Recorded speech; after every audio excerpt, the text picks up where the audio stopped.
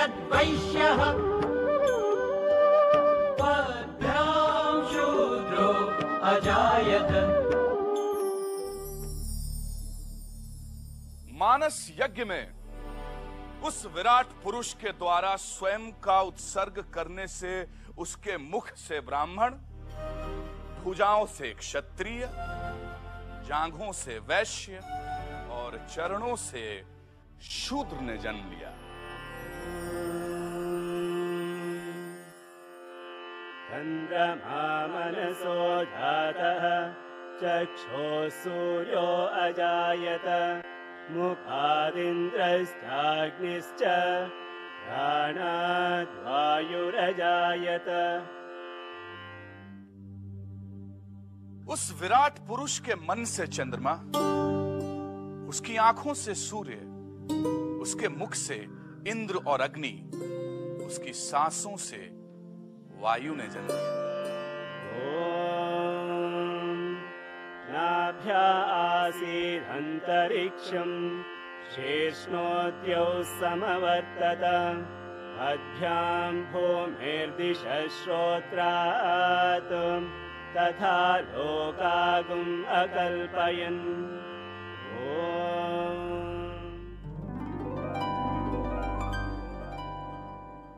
आचार्य, क्या आपको पूरे भारतवर्ष में चंद्रगुप्त से श्रेष्ठ व्यक्ति नहीं मिला जो मगध के सिंहासन का अधिकारी हो? नहीं आचार्य, जिसने भारतवर्ष को आत्महीनता, पराजय की निराशा और यूनानी शासन की दास्ता से मुक्त कराया हो, क्या उससे भी श्रेष्ठ नायक मगध में कोई है? शूद्र कब से श्रेष्ठ हो गया आचार्य, जिसका स्थान चरणों में हो? ये राष्ट्र आप जैसे विद्वानों को कभी क्षमा नहीं करेगा जो वेदवाणी का गलत अर्थ लगा रहे हैं। तो आप सही अर्थ बता दीजिए उस मंत्र का जो हमारी वर्ण व्यवस्था का आधार है। कब कहा है पुरुष सूक्त ने कि विराट पुरुष के मुख से बना ब्राह्मण, भुजाओं से बना क्षत्रिय, जांघों से बना वैश्य, पैरों से बने शूद्र से श्रेष्ठ है?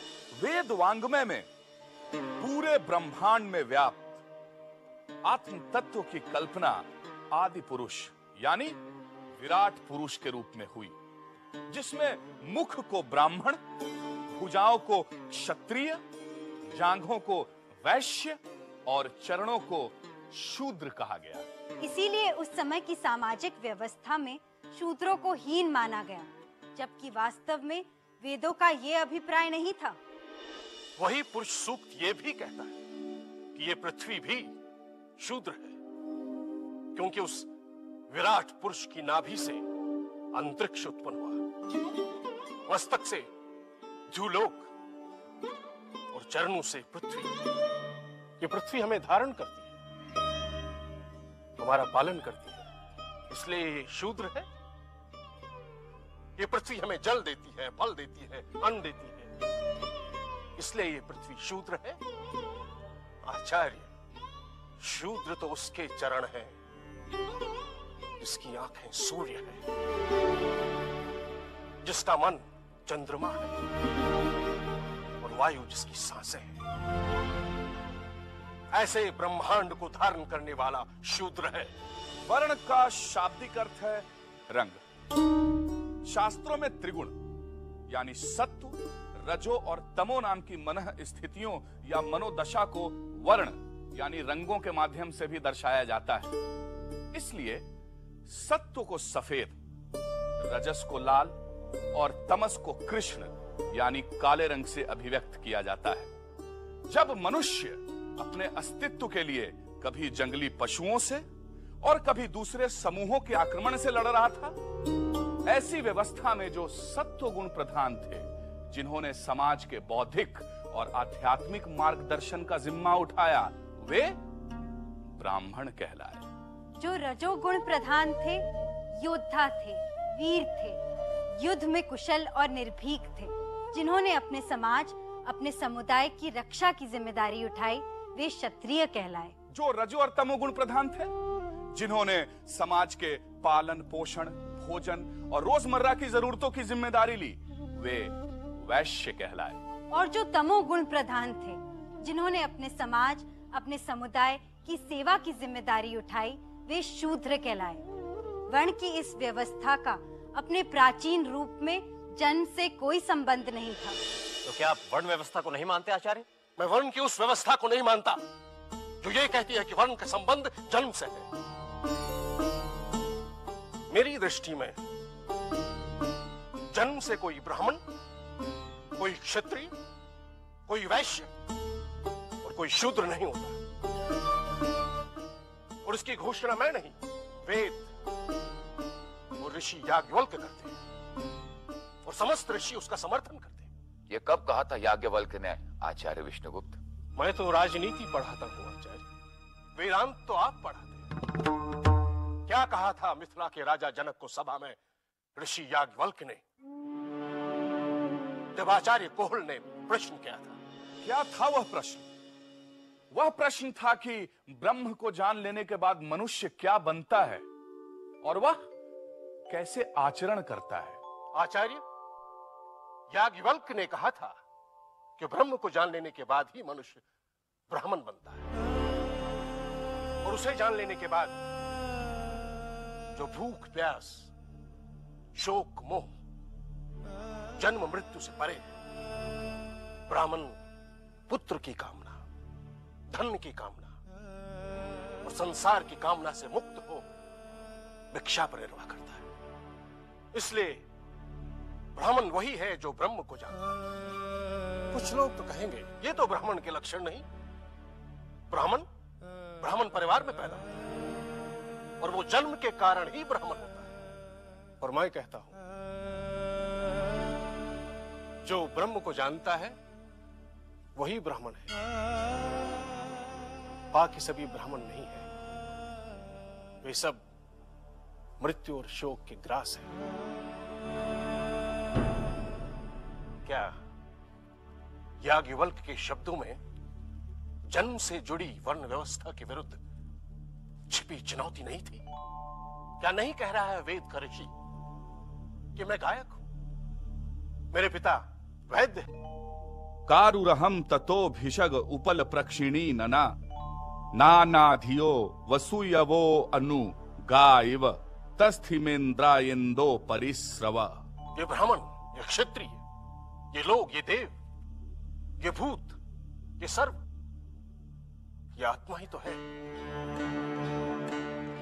आचार्य, क्या वेद घोषणा नहीं कर रहे हैं कि वर्ण व्यवस्था जन्मना नहीं? तो फिर कोई श्रेष्ठ और कोई हीन कैसा? मैं उस व्यवस्था के खिलाफ हूं जो प्रत्येक मनुष्य को सामाजिक और आध्यात्मिक उत्कर्ष का अवसर दे। हर मनुष्य को अपना श्रम चुनने का अधिकार होना चाहिए क्योंकि वही पुरुषार्थ है। और श्रम का विभाजन किसी एक वर्ण का अधिकार नहीं हो सकता। यदि भार्गव राम परशुराम परशु उठा सकते हैं और 21 बार क्षत्रियों का विनाश कर सकते हैं, तो चंद्रगुप्त भी राजधन धारण कर सकता है। यदि विश्वरथ विश्वामित्र ब्राह्मण बन सकते हैं, तो चंद्रगुप्त भी क्षत्रिय बन सकता है। यदि लोमहर्षण सूत व्यास पद पा सकते हैं, तो कर्ण को भी शस्त्र विद्या सीखने का अधिकार मिलना चाहिए। आचार्य, मेरी दृष्टि में हर व्यक्ति असीम संभावनाओं का स्वामी है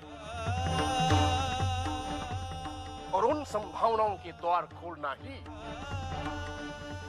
वर्ण व्यवस्था का उद्देश्य होना चाहिए। कृष्ण ने गीता में कहा है, चातुर्वर्ण्यम मया सृष्टम गुण कर्म विभागशः। ब्राह्मण, क्षत्रिय, वैश्य और शूद्र, इन चारों वर्णों का समूह गुण और कर्मों के विभाग पूर्वक मेरे द्वारा रचा गया है। ब्राह्मण वो हैं जो सात्विक गुण प्रधान हैं। शमोदमस तपस शौचम क्षांतिरार्जवमेव च ज्ञानम विज्ञानमास्तिक्यम ब्रह्म कर्म स्वभावजम। अंतःकरण का निग्रह करना, इंद्रियों का दमन करना, धर्म पालन के लिए कष्ट सहना, बाहर भीतर से शुद्ध रहना, दूसरों के अपराधों को क्षमा करना, मन, शरीर और इंद्रियों को सरल रखना, वेद, शास्त्र, ईश्वर, परलोक आदि में श्रद्धा रखना, वेद और शास्त्रों का अध्ययन और अध्यापन करना तथा परमात्मा के तत्व का अनुभव करना, ये सब के सभी ब्राह्मण के स्वाभाविक कर्म है। क्षत्रिय वो है जो रजोगुण प्रधान है। शौर्यम तेजो धृतिर दाक्ष्यम युद्धे चाप्य पलायनम दानमीश्वर भावश्च क्षात्रम कर्म स्वभावजम। शूरवीरता, तेज, धैर्य, चतुरता और युद्ध में न भागना तथा दान देना और स्वामी भाव, ये सब के सभी क्षत्रियों के स्वाभाविक कर्म हैं। वैश्य वो है जो रजो और तमो गुण प्रधान है और शूद्र वो है जो तमो गुण प्रधान है। कृषि गौरक्ष्य वाणिज्यम वैश्य कर्म स्वभावजम परिचर्यात्मकम कर्म शूद्रस्यापि स्वभावजम। कृषि, गोपालन और क्रय विक्रय रूप सत्य व्यवहार, ये सब वैश्य के स्वाभाविक कर्म हैं और सेवा करना शूद्र का भी स्वाभाविक कर्म है। भगवान महावीर ने भी वर्ण व्यवस्था का यही स्वरूप कहा है।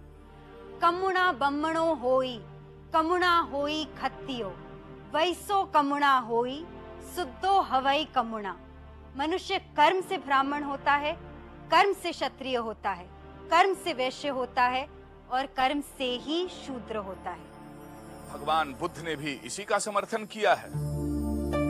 न जच्चा ब्राह्मणों होती न जच्चा होती अब्राह्मणों, कम्मुना होती ब्राह्मणों पेप्पिको होती कम्मुना। कस्को कम्मुना होती सिप्पिको होती कम्मुना, वणिजो कम्मुना होती पेप्पिको होती कम्मुना। न जच्चा वसलो होती न जच्चा होती ब्राह्मणों, कम्मुना वसलो होती कम्मुना होती ब्राह्मणों। वर्ण व्यवस्था में कोई महान और कोई हीन नहीं। जैसे मस्तक, भुजाओं, जांघों और पैरों का एक व्यक्ति के कल्याण के लिए एक साथ काम करना आवश्यक है, उसी प्रकार समाज के कल्याण के लिए सभी वर्णों की समान रूप से आवश्यकता है। जन्मना जायते शूद्रः संस्कारात् द्विजमुच्यते, वेद पाठात् भवेत् विप्रः, ब्रह्म जानाति ब्राह्मणः। जन्म से हर मनुष्य शूद्र होता है, संस्कार से वह द्विज होता है, वेदों के अध्ययन से वह विप्र होता है और जो ब्रह्म को जान लेता है वही ब्राह्मण हो जाता है।